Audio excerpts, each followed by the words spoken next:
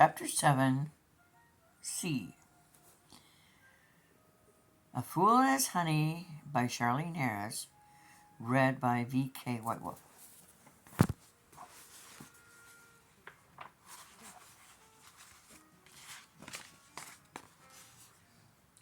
I always hated that son of a bitch, my husband said with little change in his voice. He seemed nice to me. They're talking about Dennis Stinson. Just because he's moved in with your ex-wife. Cindy and I have been divorced for a long time, Martin said. I don't think it's that. Or maybe not much. And he tried to copy off my paper in geometry. I couldn't help it. I started laughing. Martin had the grace to look abashed.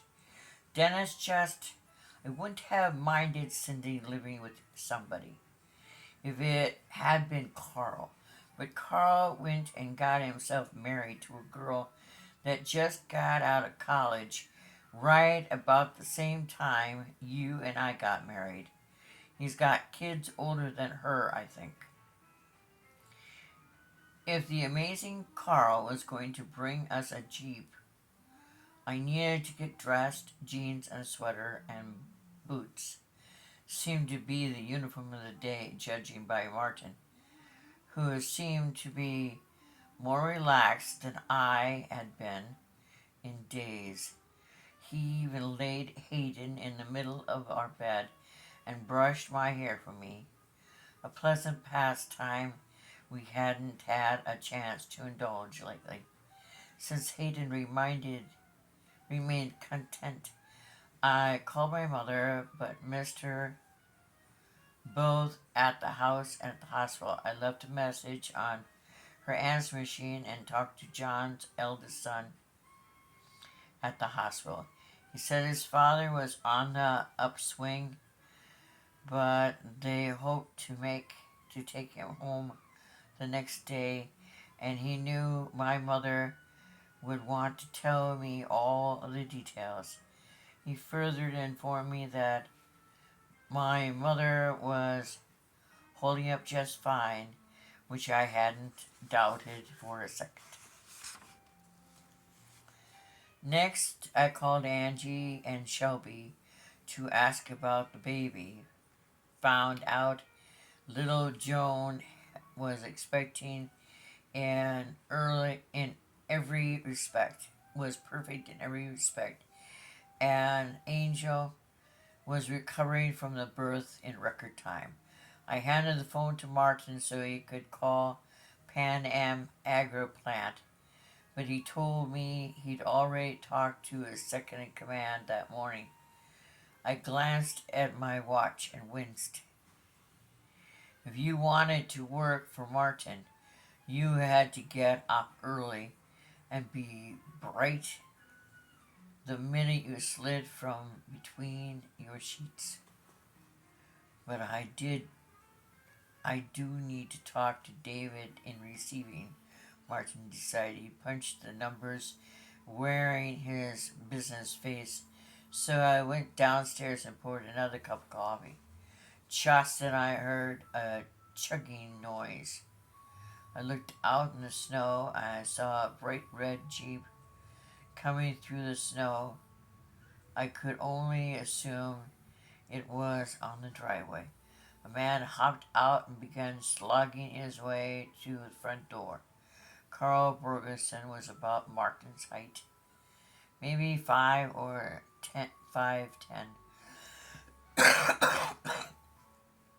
His head was bare, and I saw that his hair was very thick and coarse, and very dark, though graying, an attractive complement to his olive complexion. Martin was still on the phone, so I unlocked the door and threw it open. "Hello," Carl said, looking up at the sound. He gave me a comprehensive but brief scan and lowered his eyes to make sure he'd stamped on all the snow off his boots. Satisfied, he pulled off his boots and let them by the door. Padding further into the living room self-consciously, and I began to see this was the in prodigal in snow country. Oh, protocol? Protocol. I'm Aurora. Thank you for bringing the jeep. Martin said he knows you forever. Just about. Carl had finished divesting himself of several layers of outerwear and finally looked at me in his eyes. Carl Bergerson had the most beautiful eyes I'd ever seen on a man. On anyone, large, oval, very dark, fringed in eyelashes most women could only dream of. And those eyes could speak to you long enough to talk to you right out of your clothes and into Carl's bed. Well, I feel like a female peacock, I said, mildly disgruntled. Would you like some coffee? Yes, please, he said. After a surprised hesitation, Carl preceded me into the kitchen, and I had to remind myself he'd been here many times before I was born, no doubt. Carl had thickened a little in middle age, and he had white teeth that gleamed like an actor's. He sat at the kitchen table watching me while I poured a mug of coffee, placed it before him, with milk and sugar handy. If you hadn't had breakfast, I would have glad to make you some toast, I offered. Martin's on the phone. He'll be down in just a minute.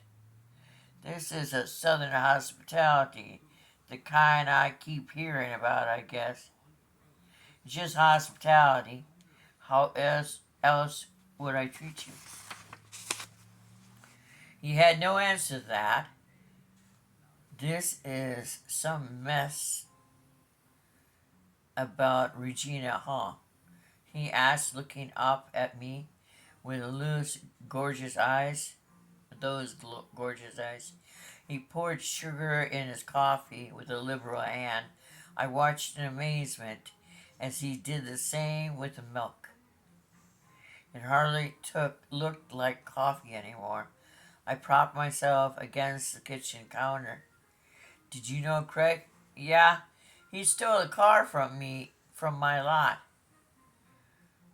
What did you do? I went after him and got it back. And the large dark eyes didn't look so gorgeous anymore. In fact, they looked downright scary.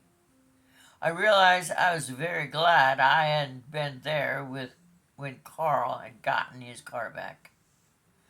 Mr. Vigilante, Martin said from the doorway. He meant to be smiling when he said it, but the smile came off lame. He'd heard the whole conversation. Carl got up and shook Martin's hand, and they did the shoulder patting racial deep affection.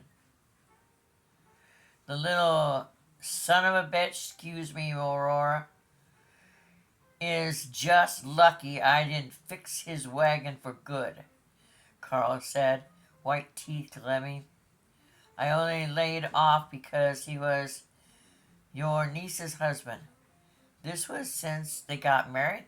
Yeah, in fact, this was last week, right before he showed up on your doorstep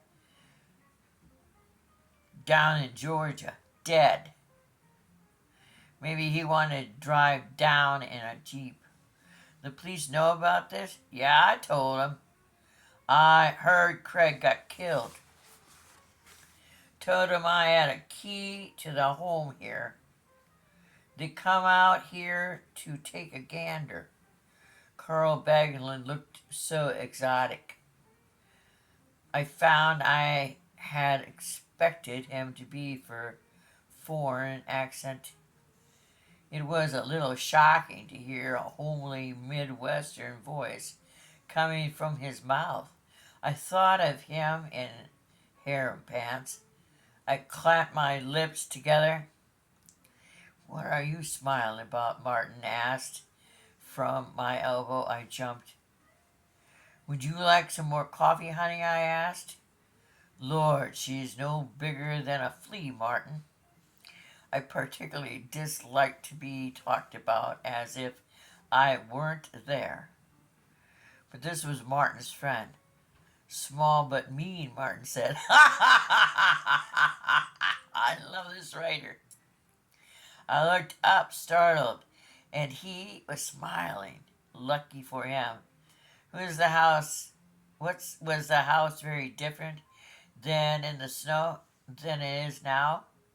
When you brought the police out here?" I asked Carl. He took a swallow of the coffee and raised the cup to me in appreciation. Since Martin had made it, that compliment wasn't due to me, but I nodded anyway. "Yes, the house was a mess," Carl said bluntly. "All I did was hang up the clothes and vacuum, run the dishwasher. That made a big difference." "Thank you," I said, impressed at his enterprise. Did the police seem to think anything had happened here in the house? "It was just like they'd gone shopping," Carl said, shaking his head. "Like they were both going to be back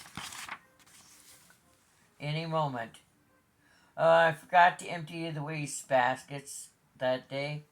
I just recalled. Sorry, darling. What was with me? But that girl is bone lazy." "How old is darling now?" Martin pulled out his chair, settled in opposite his friend. "She's 26. Martin was seriously shocked. "Not your daughter, Darlene, is 26? Carl nodded. "And she's my youngest. Darlene is responsible for every one of these gray hairs." "What do you see down there?" "Must be some kitty that's behind my table." "How old are your others now?" Martin sounded appreciative. Carl cast his eyes shut, as if the answer would be written on the high ceiling. "Lise Gil is 30, about to be 31. Teresa is 29. Martin looked at me horrified. I shrugged and smiling. The difference in our ages had always bothered Martin. More than me, Martin, who worked out and played killer racquetball, had always had a body of a younger man. Not that my experience was that broad, but he'd always pleased me, and he knew it. As far as mental attitudes went, Martin and I had our differences, but no more than any other two people. "How old are you, Aurora?" Martin looking worried. Carl was not a man who would miss much. "My wife Phoebe is just a kid too. She's 25. I'm older than your wife and your children." I gestured toward his mug, asking if he wanted a refill. "No thanks," Carl said. "Martin, you ready to run me back to town?" "Thanks for bringing the Jeep out, Carl," I said. I perceived that it was a mano time. It means man to man. And I was being left behind. "Do you need me to get anything while I'm in town, Ro?" Martin was already putting on his coat and sliding his cell phone into his pocket. I sighed, but tried to keep it silent. Tracking down a scrap of paper took a minute, but I quickly made a list of things we needed to get the day before.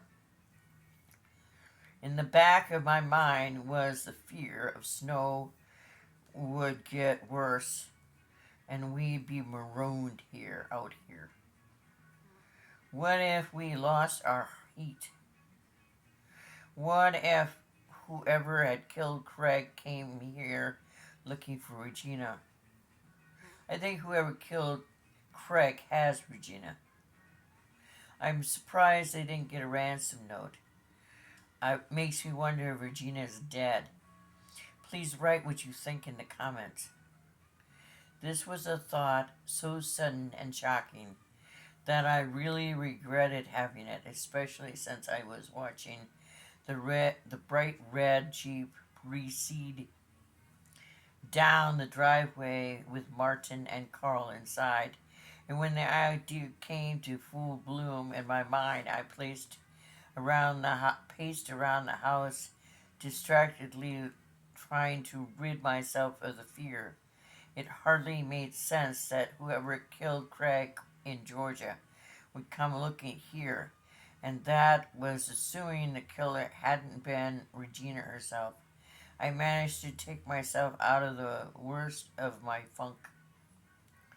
But a quarter of an hour later, I was still padding around the house in two pairs of socks, staring out the windows at the snow. After checking on the now napping Hayden, I pulled on my boots and stuffed the baby moderator into my coat pocket. Gloves and hatted, I stepped out in the south-facing front door and watched my boots sink in the snow. I'd seen ice, I'd seen sleet, and one memorable January we'd had 3 inches of snow, but out of school for 2.5 days. But I'd never in my life seen white stuff this deep, probably 6 to 8 inches.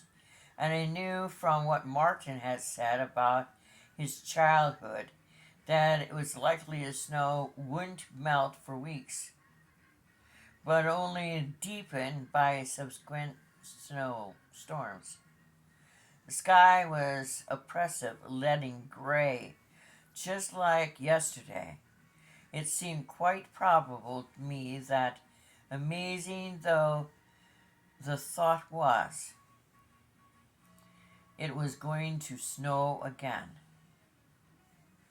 If we had on our vacation in a ski lodge with lots of fireplaces and smiling servers, that we would have been a one thing. But out here in farm country, with a fireplace and a living room that at least also served our bedroom upstairs, we'd have to do a lot of fetching and carrying if our electric went out. And the other rooms would be icy. I made a mental note to use the stove to prepare as many bottles of formula as I could while I had the wherewithal. Since I wanted to stay close enough for the moderator to work, I'd been tramping around the house in a circle. I'd noted with relief that there was a wood pile in the western side yard and one further from the road, and I'd even brushed some of the snow off the wood to check that the pile was as large as it seemed. But as I prepared to slog off and finish my circuit, I spied something I hadn't noticed earlier. There were other footprints in the snow, prints that had been made some time in the night, since they were half filled in. Though it was a little hard to tell the heel side, the end, from the toe end. There was no mistake, these prints for deer tracks or the trail of any other kind of wildlife. Feeling like Hayden, I visibly followed the marks. The prince approached the front-facing kitchen window from the south across the fields and then circled the house just like my path, but closer to the windows so that the owner of the prince could look into the rooms. Or maybe the steps left and returned. But that was crazy. Why would Martin climb out the window to leave the house? He'd entered at the back door this morning. I could see his tracks, so crisp and clear, and I recognized the tread of his boots. He'd come out that back door, trumped over to an oak tree, walked even further west away from the road, rotated in a tight circle to take in the view, made his way back to the same door. I swallowed the lump of fear in my throat. Someone else had been lurking around the farmhouse. I tried like hell to think of another reasonable or even unreasonable explanation, but I could think of none. Not a single damn one. The snow had done such a great job at cheering up Martin that I hated to deflate his balloon. But I decided I had to tell him about the tracks. I cut short my expectation and stomped my boots on the back steps as Martin had done, leaving mine on the little rug where his had rested earlier, right inside the door on the kitchen counter close to the dining room table. Martin had left a little Corinth phone book open to a yellow page car dealership. I spared a moment to be deeply thankful that Regina and Craig had a phone service. I would have locked the doors, all the doors, and made sure all the windows were locked. The man, no answer, agreed to go see if Carl and Martin had made it into town yet. Yes, Martin asked crisply, after a lengthy pause. He was using his business voice. Martin, someone was outside during the night, I told him. This was what I loved about Martin. He didn't say, "Are you sure?" or "That's ridiculous." He asked, "How did you find out?"